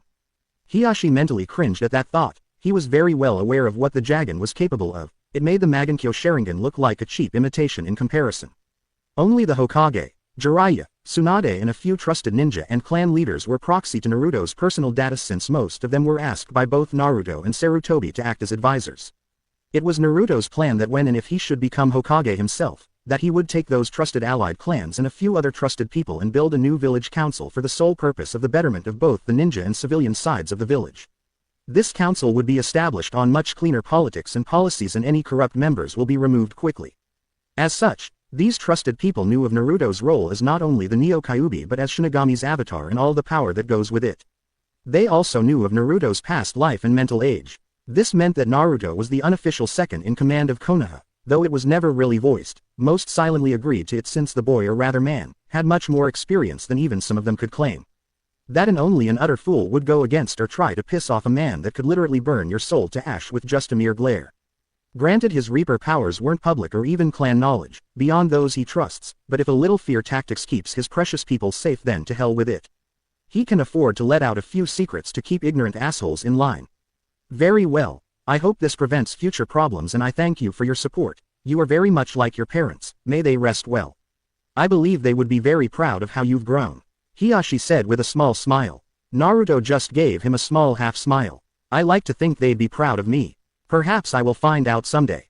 Until then, I have precious people here to watch over and protect, to fight for. Naruto stated as the two sisters stopped sparring and noticed them. Naruto-kun. Both yelped happily and ran over to him. Hinata plowed into his chest hugging him while Hanabi hung off his waist and began playing with his tail. Naruto let out a light chuckle and gave both girls a warm hug. He smiled to himself. It was moments like this that made coming back in time worth it. This, he wouldn't trade for anything in the world. Hiyashi smiled at the scene and noticed his nephew standing a short distance away. Neji gave a slight smile and a nod towards Hiyashi and the two left Naruto, Hinata and Hanabi alone to catch up with each other. Neji was fully aware that it was Naruto who had changed his fate, a feat he had once thought impossible, yet here he was now, heir to the clan and without the caged bird seal, but rather Naruto's more humane version. For that, Naruto would always have a dedicated and loyal ally in Neji Hyuga. After they left, Naruto bent down and gave Hinata a kiss and Hanabi a gentle peck on the forehead. Both flushed a bit but smiled nonetheless at the welcome affection. "How are my two Heims doing today?" he asked as they broke apart a bit and sat down on one of the garden benches, a sister cuddling up to either side of him. "We are doing well, Naruto-kun," Hinata said softly. "How was your mission?" "It was fine. We ran into a few snags here and there but nothing we couldn't handle. I even brought back two former Kiri ninja, Zabuza of the Seven Swordsmen of the Mist and his adopted daughter and student Haku. Zabuza is working for me and Ji-san now and Haku-chan, well." Naruto trailed off. "She got a crush on you, huh?" Hanabi giggled. "Just so long as you don't forget us we don't mind." Naruto sighed. "Thanks and I would never forget or ignore either of you. You are both very precious to me. I think you'll both like Haku-chan. She is much like you Hinata-chan, but has some of Hanabi-chan's fire in her. She's also got a Kekkei Genkai that gives her inhuman control over the ice element. Kind of like your wind and water affinities but a bit stronger. She said she'd help you train up your ice affinity too. She's living in my compound now, with Zabuza-san. You two should come over sometime to meet her. She sounds very nice Naruto-kun," Hinata said with a small smile hoping she and this new girl could become good friends. "How does Sakura-san and Q-san like her?" Naruto chuckled. "Let's just say I think that both of them help her along with her crush." "Did anything interesting happen while I was gone?" "Not really, but I don't get out of the compound much anyways, unless I'm going to your place." Hanabi pouted. "I had a few simple C-rank missions with my team and Kurenai-sensei is helping me get better with my tonfa, though she said I was a natural with them. We were also told that the Chunin exams will be taking place here in Konoha this time and Kurenai-sensei wants us to take part in it. I think they are in about 2 weeks. Apparently Neji Ni-san and his team will be too along with Ino-san's team." Hinata paused for a moment and then giggled. "Hiba-kun got caught peeping at the hot springs by Kurenai-sensei and Anko-san when we were all soaking. Anko-san chased him all around the village until she caught him, stripped him and hung him by his feet in the park with a large dog biscuit stuffed in his mouth." Naruto slumped over slightly, shaking in barely restrained laughter at his friend's misfortune. That was even better than Ino's idea of Senbon needles to the being good motivational tools for Shikamaru. "Hey, bet Kiba doesn't do anything perverted for a while." Naruto chuckled. "I think we'll be in the exams too. Kakashi-sensei will enter us so we can test our skills. It should be an interesting challenge," he said with a mental smirk. A certain snake bastard wouldn't know what hit him if all went according to plan, though Naruto hoped they don't end up destroying half the countryside like they did last time. For a human, subhuman, Orochimaru was very powerful. Hinata and the other ladies are stronger this time than they were in my original timeline, so things should go much smoother for them. Having Haku and Zabuza here will help matters too, along with Ero Sennin and Ba-chan we should be pretty set. Still, the hubby Tem is bound to know a few things. The last time I fought him it took almost 6 taels worth of power to put the slippery pedophile down for good. I'll have to be careful this time around. I wonder if he'll still be targeting the Tem or will it be me this time, perhaps both. At any rate I'll have to be cautious. I'm not sure I'll be able to kill the snake in the forest since he has a habit of using those damn mud clones of his. I'll either have to wait until the invasion or sometime after, depending on how things go. Hey, I wonder if I should have pretended to be my younger self and let things happen as they normally would have sometimes, but this is so much more entertaining." Naruto thought as a flash of bloodlust filled his eyes. "I'm going to enjoy killing that bastard. I will show you, Orochimaru, what true fear and terror is before I destroy you and send your soul to Shinigami-sama." "Yuto-kun, what are you thinking of? You seem lost in thought," Hanabi asked curiously. The slight glint of bloodlust faded from his eyes and he smiled down at his betrothed, kindness once again residing in his feral icy blue orbs. "Just about the challenges ahead, Hanabi-chan. Now then, since we seem to have a free afternoon, would you ladies like to have some lunch? I could fix your favorite sashimi again with some cinnamon buns," he offered. "It'll give you two the chance to meet Haku-chan as well." "That sounds wonderful, Naruto-kun." Hinata smiled while her sister nodded. Both girls ate his cooking any chance they got. The luncheon visit went off without a hitch. Naruto was pretty surprised at how quickly Hinata and Hanabi warmed up to Haku. All three showed signs of becoming very good friends. After the Hyuga sisters left, Naruto offered Haku the ring he got her and the proposal. Needless to say she was ecstatic. At first she had let out a few happy tears and then tried to pry out his poor tonsils via her tongue, until Zabuza walked in and let out a Kakashi-like perverted giggle, only to have a Senbon launched at his manhood for the interruption. Naruto had laughed. He'd never seen Zabuza sweat bullets like that before or take off in such a fast run. After that he took Raijin and went to his study lab to begin work. Upon closer inspection he discovered that he could indeed add seals to the blade to make it more personalized to Ino. He would need to use a combination of ancient Celtic runes and modern kanji calligraphy to accomplish this, but that and a bit of chakra would ensure it worked out. He also fetched a halberd from his armory. The weapon more resembled a sword-spear type of weapon. It had a long ironwood handle, wrapped in black leather for grip, and the blade resembled an ancient Arabic sword known as a scimitar. At the base where the blade met the handle was a large axe-like blade on one side and a long spike on the other. After fusing the two different element chakra crystal cores on either side of the blade and then placing a runic bridge seal, a fusion seal, an indestructible seal, a recognition seal and a chakra absorption seal with external and internal absorption nodes, the weapon was nearly completed. He just needed to let the seals and chakra finish combining and fusing together before giving it to Tenten and having her add some blood to the blade, which would then ensure only she could use it, as the blood recognition seal only worked with the first blood to touch it. After that it locked in place. Seal work on the Raijin went much faster since most of the work was already done for him. Still, working on both weapons had drained about a quarter of his chakra reserves, and putting seals on anything was tedious. Thankfully it didn't take too long for the weapon seals to finalize and begin working. Naruto dubbed the new halberd, Ifrit, named after a legendary guardian beast that was lord over magma and was said to sleep deep within a volcano within the lava flows of ancient earth. Each element and sub-element had its own guardian beast. Once, millennia ago, there was even a special summon contract for the guardian beasts. But their powers were abused, so they withdrew the contract, hid it somewhere in the mortal realm, and departed for their domain in the realm of summons. Their king was a massive dragon called Bahamut that was the guardian of the void element. It was said that one attack from Bahamut could slay even a Biju in a single blow, leaving behind nothing but a rippling void of space. It was also believed that Naruto's Zanbato, Requiem, was forged from one of Bahamut's spines, a gift given to the unnamed demon and angel artisans that forged and crafted the blade. But that was merely legend and no one knew if it was true, not even Naruto, Hyuga or Shinigami. After everything was finished, Naruto grabbed a storage scroll and placed both Ifrit and Raijin in the scroll. It was late now, so he would go and give the two ladies his gifts the next day. He had much to prepare for. He planned on stepping up his ladies' training for the Chunin exams as well as a few special preparations he had to make. Sasuke Uchiha gasped in pain as he got up from the ground, his hand covering the gift his new master had given him. Said master stood in the shadows, his yellow eyes glinting in the darkness. Sasuke could feel the new power flowing through him, repairing the damages done to him by his Onidobi teammate. The Uchiha smirked darkly as he channeled his new, purple chakra into his eyes. His eyes turned crimson, each with 3 comma-shaped tomo in them. It was the Sharingan.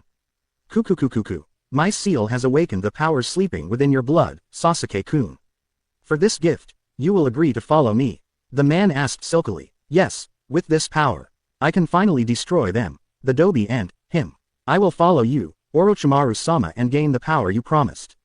For this power, I sell my soul to you. So long as I get my vengeance, nothing else matters. Sasuke said with a dark grin. Excellent, Sasuke-kun, Orochimaru purred sinisterly. And vengeance you shall have, but remember our deal. You can humiliate the Hanyu and keep its horrors for your own pleasures, but it is mine. It has powers I wish to extract from it and make ours, but first it must be broken and made to submit to us. So until it is time, you will do as you would normally. Just remember to keep your seal well hidden. I will leave this jutsu scroll here for you to study. Once you are finished, speak to our mutual friend for more. I will be leaving for a while. Train hard until then, Sasuke-kun, and hide your secrets well. The snake Sanin said and melted into the floor. Sasuke grabbed the scroll and chuckled darkly, his pupils slitting for a second as his retina turned purple. Soon, Dobi, very soon you and everyone else who had ever crossed my might will fall at my feet. I will enjoy watching you suffer as I slowly destroy your happiness and grind it in your face. Soon there will be no need for this pathetic village, they will all bow to me or fall to my power. Sasuke ranted as a sickly aura of lurid black and purple chakra covered him. The Uchiha walked off into the darkness of his compound to study the jutsu scroll his new master left for him, unaware that said man was still watching him from the shadows. Kukukukuku. That is right, my little puppet. My vessel, dance from the strings I hold and deliver to me the prizes I desire. The power you and the fox brat will bring me will make me the most powerful being on the planet. My ambitions will finally come true. I will master all this world's jutsu and then, I will gain the jutsu of other realms with the combined powers of the Mimic's Sharingan and the Kitsune's Omnigan and Reaper's Jagan. It is only a matter of time, Kukukuku. Orochimaru let an insane and bloodthirsty grin cross his inhuman features as he melted into the shadows. Why settle for the power of mere humans, when the powers of demons and devils was so much more delicious? Naruto yawned as he woke up. The previous night there had been a thunderstorm. For some reason he always slept a bit deeper when there was one. He didn't really know why, but he found storms to be very relaxing. Blearily he looked at his surroundings. On his stomach, curled in a little ball of fur, was his first mate, Q. Now this confused him. While it wasn't unusual for Q to sleep with him, since they mated, she did so every night, but it was odd to see her do so in her fox form. The other bit of confusion assaulting his sleep-addled mind was the fact he felt a warm body pressed up against him. Lazily he glanced over and came face to face with the cute sight of a slumbering Haku who was curled around his arm and using his shoulder for a pillow. Now in the past his instincts would have been to freak out, but he had grown more used to situations like this since it wasn't uncommon for one of the other ladies in his life to come over really early in the morning and cuddle up next to him. Tenten did it frequently. This wouldn't be too much of a problem, except twice she had done it sans clothes and had a habit of play with his morning wood in her sleep. At least he thought she was asleep. Still, those early morning nosebleeds sucked. As he began to wake up his memories came back to him. Haku had a bit of a fear of thunderstorms. He remembered when she came into his room last night shivering slightly and pleadingly asked him if she could stay with him. Apparently such storms brought up bad memories and nightmares from her childhood. Naruto didn't have the heart to turn her away, nor would he have any of the others, so he let her sleep next to him. He had to chuckle slightly. She turned out to be as much a cuddle bug as Tenten, Hugh, Hinata and Hanabi were, though Sakura and Ino also seemed enjoy the pastime as well. Leaning back into his pillows he decided to just lay there and enjoy the moment. It had been a week since they had returned to Konoha. Zabuza and Haku didn't take long to fit in quite well with the rest of the village ninja. Zabuza had a couple of good friends in Kakashi and Asuma, and the three often drank together and swapped old mission stories. He was still a cynical bastard and more than a little sadistic in training. Haku got along famously with all the other girls, especially Sakura, Hinata and Hanabi. Ino helped her get some clothes, with a healthy contribution from Naruto's personal account, so she now had a full wardrobe and had been utterly shocked as to how rich Naruto truly was. Tenten had found a rival in Haku for marksmanship and both seemed to enjoy it. Tenten had been overwhelmed with the halberd, eye for it. First she stared at Naruto teary-eyed and then proceeded to try and extract his tonsils with her tongue. Ino's reaction to getting the Raijin was very similar, and both girls were seen the next day proudly wearing their engagement rings on chains around their necks.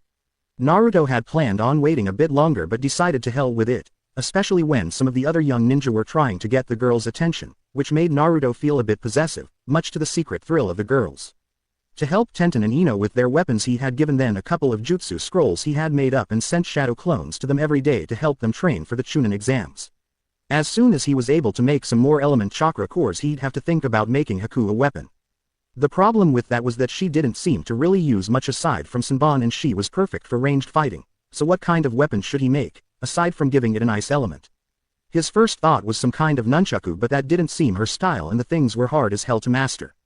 The best idea he could come up with was a bolo whip with 3 small morning stars on the tip that could channel wind, water and or ice if need be. One thing he was certain of, if he did create the weapon he'd name it Shiva. Preparations for the Chunin exams had been going smoothly, though several things had been bothering Naruto. The first was the fact Imotem had gotten much more secretive and reclusive over the past week. That sent alarm bells off in Naruto's head. He wasn't stupid and he was pretty sure the little bastard was planning something. For now though he'd let the little prick think he was fooling everyone, and when he thinks it's safe to make his move, Naruto would make his. Depending on what the Uchiha pulled though would foretell his health status afterwards. If he tried something against one of his Fionka copyrightees, he wouldn't make it out of the forest alive. Naruto was tired of dealing with the arrogant prick. To help Sarutobi better defend himself, on the off chance Orochimaru either didn't show in the forest or got away from Naruto, he gave the old man a Hiraishin kunai to summon him if needed, some special seal tags to give his kunai some added punch, and a special set of 3 double-ended kunai with seals on them for disruption and destruction on them. They would destroy anything summoned by the Impure World Resurrection Jutsu. Naruto had created them in his previous timeline as a counter to the jutsu. Unfortunately it got tested when the snake summoned his mother, father and Sarutobi to fight him in Odo. It was one of the main reasons Odo was wiped off the map the last time. Since then Naruto had kept a small set of them on him at all time with his Hiraishin kunai, just in case of emergencies. Haku stirred next to him, letting out a sleepy moan. "Good morning, Haku-chan, did you sleep well last night?" Naruto asked with a small smile. She cuddled up to him a bit more, a small blush on her cheeks. "Why yes, Naruto-kun, thank you for letting me sleep here," she answered a bit shyly. Naruto gave her a light chuckle and a quick peck on the lips before getting up from bed. Hugh, not wanting to be left out, returned to human form and got her morning kiss before Naruto went to the shower to get ready for the day, leaving two happy females behind. Dressed once again in his full shinobi gear of a black trench coat, boots, mesh tank top and black cargo pants, Naruto began his trek toward the Hokage Tower. He still had some time before he needed to be there, so he was taking his time walking while running over plans and whatnot in his mind. As he was doing this, he passed a familiar dango stand, in which a familiar purple hair special Junin poked her head out and grinned when she spotted him. "Foxy-kun," came a loud excited squeal. Naruto looked up confused, "Wah, oomph," and was promptly bowled over by a hyperactive snake mistress. Most of the people about were silently amused with the whole situation. Kakashi, Kurenai, Zabuza and Asuma watched the whole thing from the dango stand, highly amused.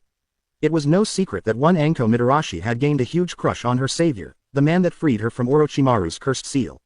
Nor was it a secret that Ino and Tenten had told her to go for it and that they approved of her, which would mean the other girls would too.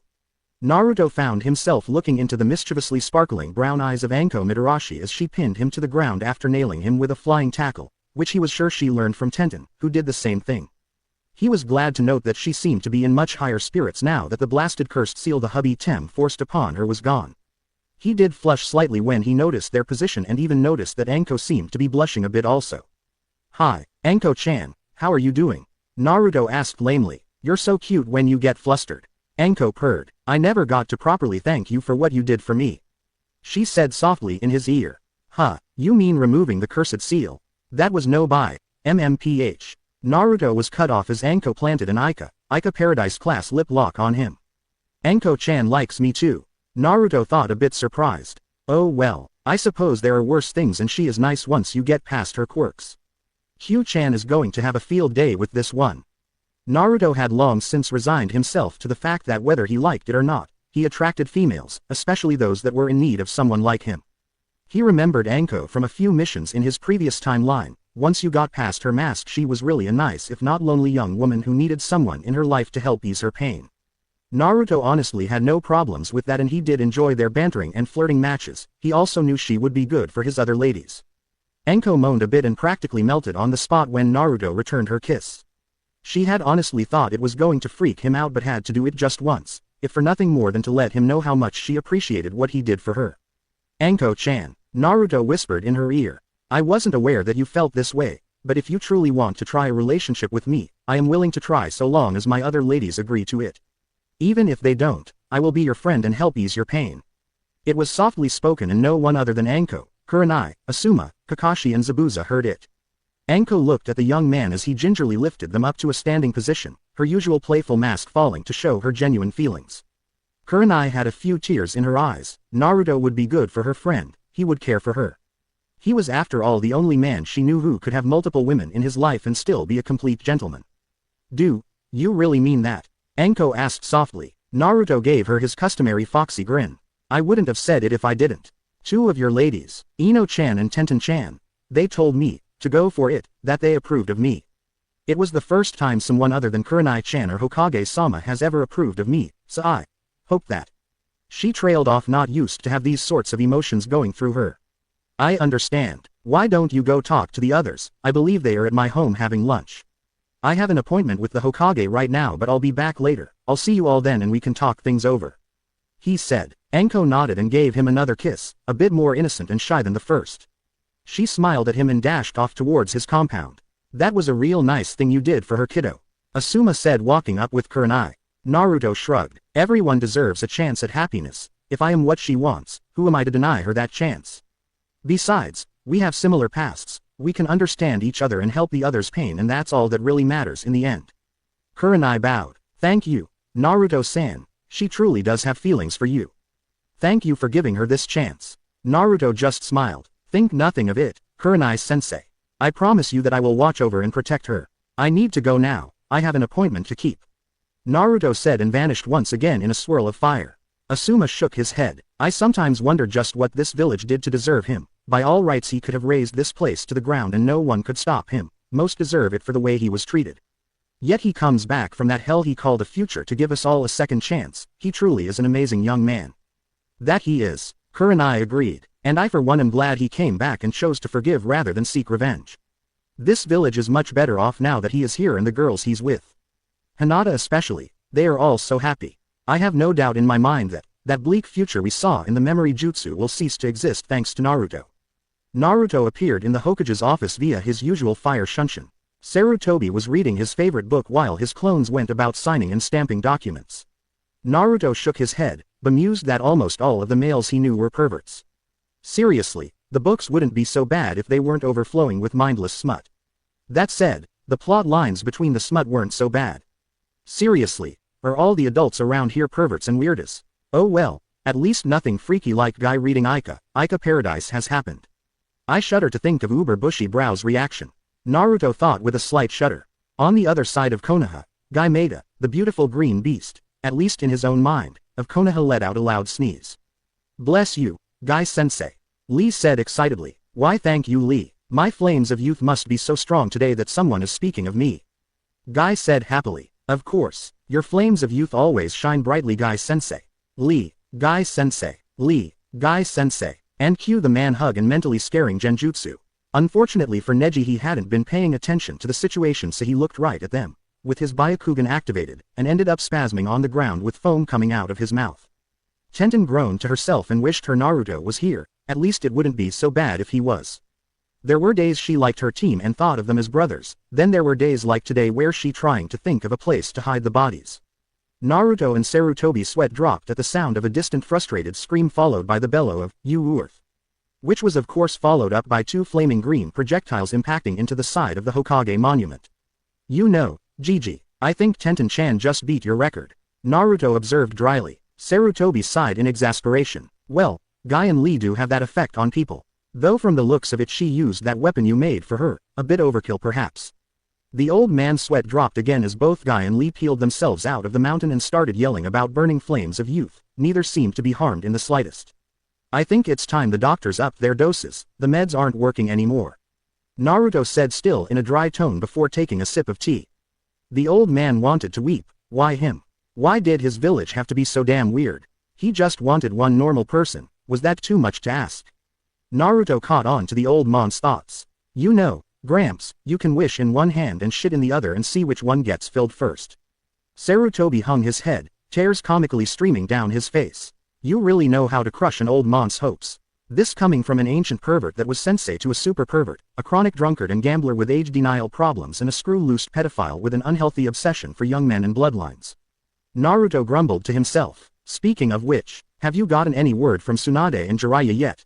Naruto asked. Sarutobi regained his composure. Yes, they will be here sometime within the month between the preliminaries and finals. Apparently Jiraiya had already planned on being in town during that time but Tsunade was less than pleased. Naruto's eyebrow twitched. Tell that old bat if she doesn't show up then being displeased with the situation will be the last of her troubles. She's a friggin' adult, she needs to act like one and stop running from her damn problems. Sarutobi cringed. No way in hell was he telling her that. She'd break every bone in his body, temperamental that she was.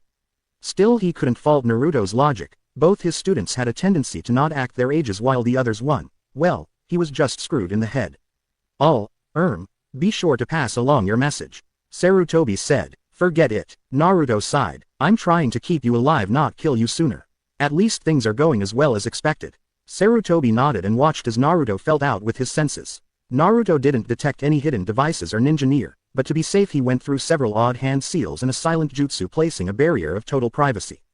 Now to make a more official report. Naruto muttered. I have some concerns with the Uchiha. He's been acting far more secretive and reclusive than before and he has been avoiding me to the best of his abilities. I haven't actually tried to tail him yet but I know something is off. You can't fool a fox. I'm just warning you, if it comes to it, I will eliminate him in the forest of death. Sarutobi sighed. Are you certain there is no other way? Perhaps he's just intimidated by you. Ji-san, one of the things I always liked about you was your willingness to forgive and see the good in everyone. I have tried to model myself after that aspect.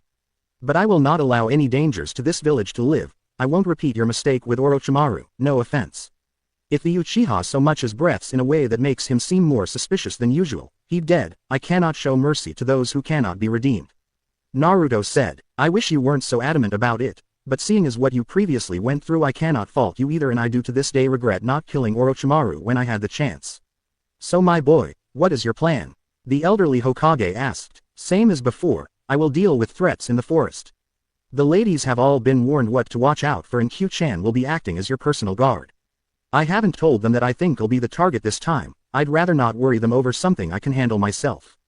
To be honest, it's anyone's game at this point, especially if the hubby Tem doesn't show, but I'm pretty sure he will. A bit simplistic, but given the amount of risk it would present to make a large-scale or more obvious plan, I can agree. This way Orochimaru will have a false sense of security and come after you on your own terms.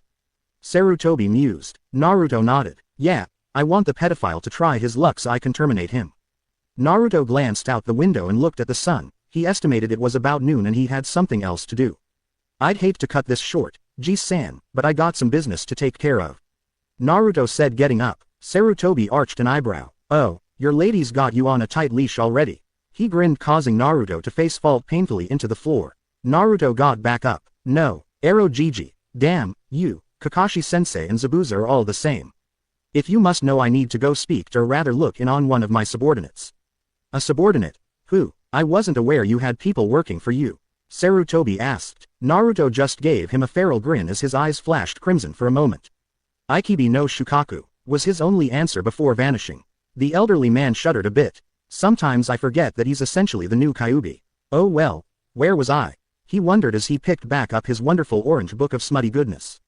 Unlike the previous timeline, Naruto didn't have anyone with him as he silently watched Kankuro and Temari from his perch on a nearby building, his trench coat fluttering slightly in the wind.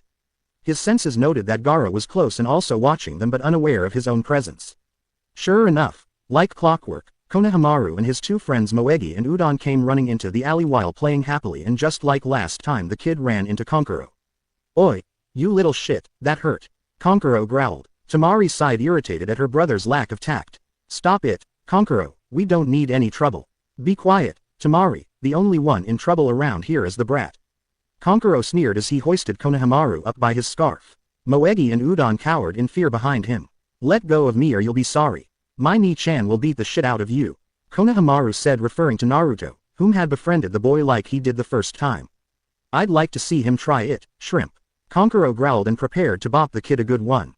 Or he would have, had the cold metal blade of a sword not suddenly become pressed to his neck. Would you now? Naruto said from behind him. I'd suggest you let the Hokage's grandson go unless you want to up our treaty. He leaked out a bit of killing intent, just enough to let Kankuro know he was screwed if he tried something.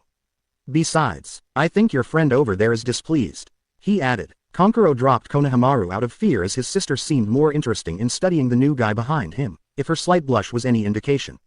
That was until he mentioned Gaara and they felt their little brother's killing intent. Konohamaru, Moegi and Udon wisely scurried off before all hell broke loose. That's more like it. No need for undue unpleasantness. Naruto purred sinisterly as he sheathed Beowulf and stepped out in front of them. Gaara appeared on the tree branch next to them, hanging upside down. He looked as sleep-deprived as Naruto remembered, and the barely held sanity was still gleaming in his bloodthirsty eyes. Kankuro, you disgrace our village. Gaara monotoned. But that kid he. Silence, or I'll kill you. Gaara snapped, leaking out his killing intent. Temari idly noticed the blonde stranger wasn't affected in the slightest. In fact, he looked unimpressed. While she had to admit he was one hell of a looker, surely he wouldn't be so foolish as to go against Gaara. He'd die. Gaara vanished in a swirl of sand and reappeared next to them. He studied Naruto for a moment, wondering why his mother was showing fear of this young man. He could feel the fear from his prisoner, and that alone made him wary. Sabaku no Gaara, at your service, might I know your name? He asked. Naruto Uzumaki, it's a pleasure, I'm sure. Naruto greeted back. Indeed, I look forward to facing you in the exams. Gaara said, leaking more killing intent. As do I, Naruto said, brushing off the killing intent.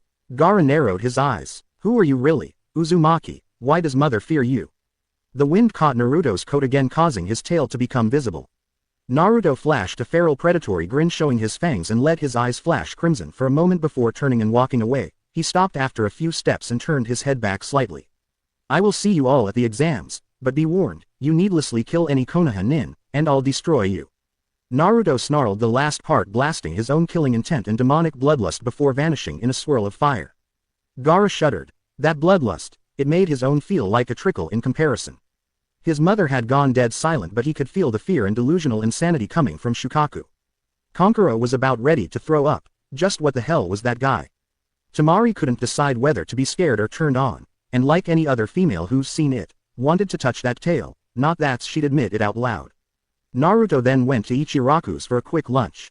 He hadn't wanted to use those scare tactics, but he knew the only way Gaara would change was for it to happen like last time. Shukaku had too much control of him right now, and to fight in the middle of the village would have been stupid at best.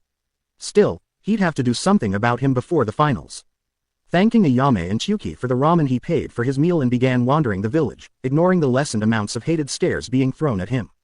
It was better now than it used to be, but you'd think the morons would get the point. Ah well.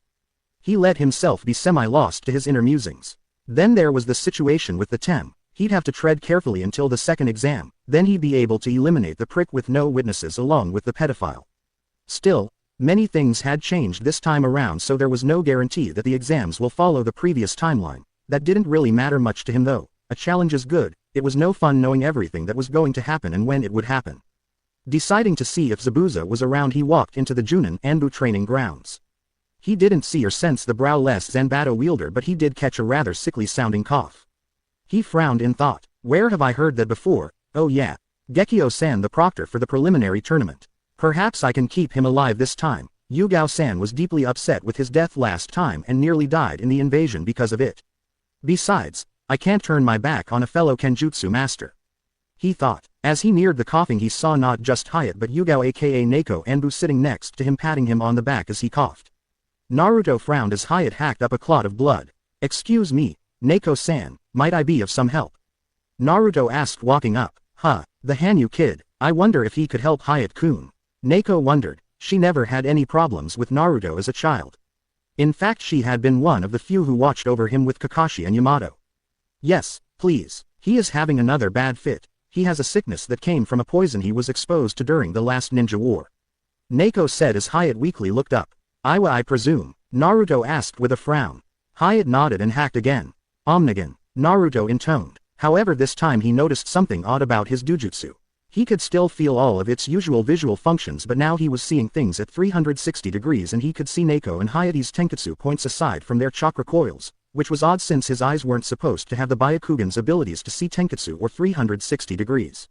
Somehow they had evolved slightly but remained mostly the same, though he silently vowed that if they gained the Sharingan's copy ability, he'd gouge the bastards out himself.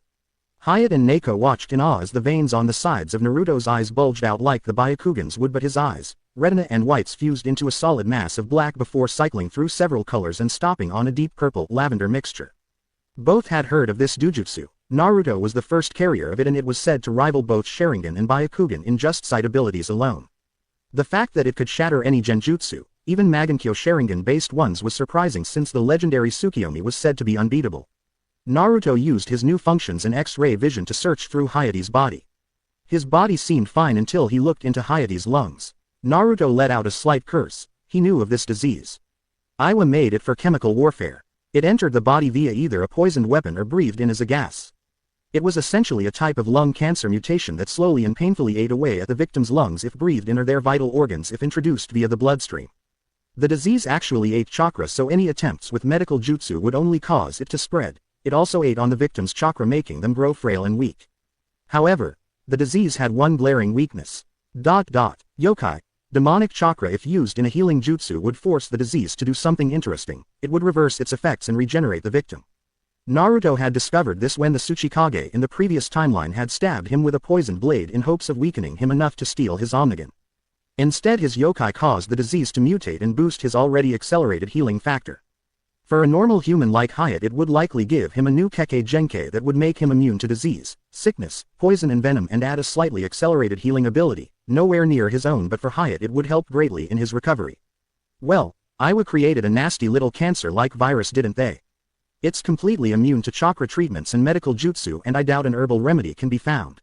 Hyatt and Neko looked disappointed. However, this particular little nasty has one interesting weakness. What is it? Neko asked hopefully. Naruto grinned. The idiots that created it didn't take yokai or demonic chakra into account.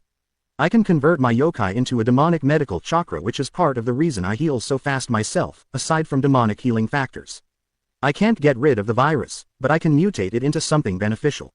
When my yokai gets absorbed into it, it will force the disease to mutate and reverse its original purpose. Instead of harming you, it will begin to heal you and reverse the damages done on a cellular level. In essence, it will become a new bloodline that will give you immunity to disease, Sickness, poison and venoms with a slightly accelerated healing, not near my level but beyond what a normal human would have. So, Hyatt-san, would you like to be rid of your problem and gain your own Kekkei Genkai? What's the price? Hyatt asked nervously. Naruto just smiled. How about a good spar once you get back in top form? Sound good enough to you? Hyatt just nodded, too shocked to say a word. The so-called demon brat was granting him a second chance at life with full health and a modest bloodline limit of his own. Silently the man swore that the next person that called him a demon brat, he'd introduce them to his dance of the crescent moon. Hyuga was just as speechless but not too surprised given what he had done for Enko a while back. No one had been able to remove that damnable curse seal yet he did it and asked for nothing in return. Naruto began going through a length of hand seals. Just sit back and relax. This will burn a little, more like feeling a hot towel on your chest, and it will take about a week for your condition to fully reverse, but the coffin weak feeling you have will be gone as soon as I'm done. Naruto said as a soft ruby glow surrounded his hands. Naruto placed a hand on Hayate's forehead and then on the center of his chest. Hyuga watched as her fiancé copyright was bathed in a ruby-red glow that radiated a comforting warmth. So warm. Hyatt gasped in shock. Naruto remained silent as he watched the disease with his Omnigan. As predicted, it began to mutate and alter. What he didn't count on though was that it would fuse into Hyatt so quickly or for the damage to already start healing, but he figured his yokai was speeding things up a bit since it had regenerative abilities that surpassed Tsunade's mystical palm jutsu. A few moments later, Hayate's lungs were restored to full health with no sign of ever being damaged, and the former disease was now infused to Hayate's body. Within a week he'd be in top form. Hyatt was speechless. He could feel the damage being reversed. His weakness seemed to melt away as his chakra levels returned to what they were before the sickness began draining them. For the first time in many years he felt strong again. He felt good, healthy. Naruto pulled his hands back and the ruby glow faded as his Omnigan deactivated. That should do it. Oomph. Naruto huffed out as Hyuga tackled him. Thank you Naruto Dono. You have saved two of my most precious people. I can never thank you enough. Hyuga cried happily. Hyatt just shook his head with a light chuckle, reveling in how good he felt. It was no problem. Hyatt-san is a fellow shinobi and we look out for our own. And Anko-chan should never have had to suffer from that damnable seal the pedophile put on her. Naruto chuckled. Besides, it goes against my nindo to ignore a person in need. Hyuga lifted her mask and pecked Naruto on the cheek, making him flush slightly, and Hyatt chuckled at how easily embarrassed the young Hanyu was. He then noticed Naruto's swords. Naruto Dono, he began. Please, just call me Naruto. No need for formalities, but if you insist, san is fine. Naruto said as Hyuga walked back over to Hyatt and cuddled up next to him.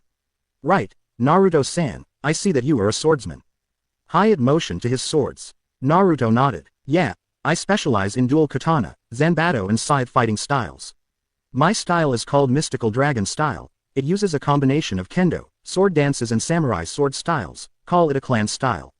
It works pretty well in tandem with my Oni-Ryu Ken Taijutsu style. I have heard you, yourself, are a master of the dance of the Crescent Moon Kenjutsu style. Hyatt nods. Yes, my style uses clone illusions to confuse a foe by attacking from all directions. I have incorporated shadow clones to take it a step further. It is quite useful. Naruto chuckled. Got to love the versatility of the shadow clone. Still, I wouldn't mind learning a few of your sword dances. In return, might I ask you element affinity? Fire with a modest secondary of water.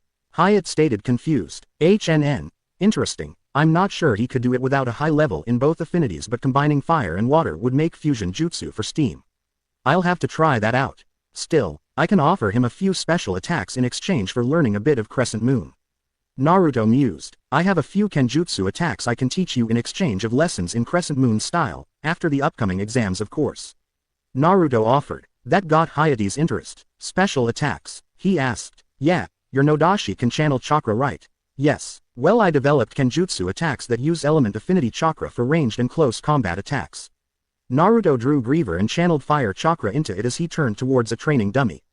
Blaze Cutter. He barked and struck. Both Junin and Anbu gawked as the training dummy was not only severed in two but burnt to ash within seconds from a crescent blade of fire. Naruto turned and sheathed his blade. I also have a water-based attack called Aqua Lance. I can teach you how to channel your elements into your sword and keep them there with little to no chakra drain, as well to enhance your weapon's combat capabilities. I'm sure you can imagine what a flame cutter combined with a shadow clone Crescent Moon strike. Naruto stated. Dance of the Blazing Moon. Hyatt muttered as his mind went through the possibilities. Such an attack added to his arsenal would make him one of the best kenjutsu masters in Fire Country. I would be honored to teach you about the crescent moon style and thanks for helping me. Nice name. It definitely fits. I'll give you a hint if you want to try to experiment a bit. Naruto said, and both ninja gave him their total and complete attention. Almost all Junin level ninja have mastered or become adept in their chakra element and its manipulations. It's one of the requirements to become a Junin to at least be adept in their affinity. So when I learned my element, I experimented using an advanced form of chakra control with my swords. Originally I created a move I called cross slash by channeling chakra into my blades, molding it to mimic the blades and pushing it out as I struck, making a X-shaped blade of chakra. To add an element, just add another layer of chakra with your affinity in it to cover your blade with fire, lightning, etc. Then to use a ranged version, just push the second molded layer out from your blade as you are striking, simple as that. Oh, it works with kunai and shuriken too if you want to add a bit more bite to their attacks without wasting a large amount of chakra on a jutsu. Naruto explained, I'll catch up to you after the exams to learn a bit of your crescent moon style, good luck with your experiments until then. He added and walked off, leaving a stunned duo. Shit, why didn't I think of something like that? Hyuga nearly yelled. Similar things were done when explosive tags were attached to kunai. You channeled a bit of your chakra into the kunai and tag, threw it and then focused it with a tiger seal and the command word, boom, to make it explode. This was essentially advancement on a basic academy ability. Naruto arrived back at his compound. He glanced at the sign as he entered. He'd have to change it from Kazama Uzumaki to Namikaze Uzumaki in the future. He was pretty satisfied with the day's events, especially with Hyatt. He'd not only been able to aid a comrade in need but would eventually be able to add another kenjutsu style to his list and incorporate it with his own. If all went well, he'd also be able to take bits from the kenjutsu style and work on a new special taijutsu, ninjutsu attacks combining Hiraishin, element-based Rasengan and shadow clones. As he walked into his home, his ears were met with the cry of Naru-kun. Ha! Oomph! Was all he got out before being pounced on and tackled. Crash! Bang! Boom! Marrow! Again! And where the hell did the cat come from? Naruto thought, slightly dazed as he looked up to see Tenten straddling him with a rather shit-eating grin on her face. Glancing to the side, he noticed the rest of his ladies, including Anko, watching on rather amused. Told you he'd fall for it. Hugh chuckled. Anko grumbled but handed over Tenryo and smirked. Watching Tenten was how she got the idea to tackle him. It was fun. Hello ladies. Tenten-chan, you're going to break my spine one of these days, you know. He said as she helped him up with a giggle as his bones popped back into place. I take it you ladies came for dinner. They nodded. Damn right. Haku-chan said you were making grilled beef with fried noodles and veggies with steamed pork buns and homemade strawberry and chocolate mochi tonight. Ino exclaimed, which meant most of the girls came for the mochi, particularly Sakura, who was trying not to drool since he put fresh cut strawberries and a thick fudge sauce in the center of his homemade ones. He had promised Haku and Q that he would make them since Haku wanted to try them. He chuckled. It's a good thing I keep food well stocked around here. Zabuza poked his head out from his room. Yo, where's the beef? Anko snickered. Well, Foxy-kun, if you ever get tired of being a ninja, you could always open a restaurant. I noticed. Naruto answered dryly. Well, might as well get cookin'. Shadow clone jutsu. 5 clones appeared. Alright boys, let's get to work. Right boss. 4 of the answered while the 5th was flirting with Anko. Obviously the clones had minds of their own. Though it was amusing to see Naruto's inner pervert, even if it still wasn't the level that Kakashi or Jiraiya was. That said, Anko seemed to be enjoying herself until Naruto dragged his irate clone away by its tail while cursing under his breath about troublesome perverted clones. In the end the clone was dispelled when it snuck back out of the kitchen and back over to Anko, trying to sneak up behind her to cop a feel. It got its feel and it took Anko several seconds to realize her were being groped by the perverted clone and not Naruto.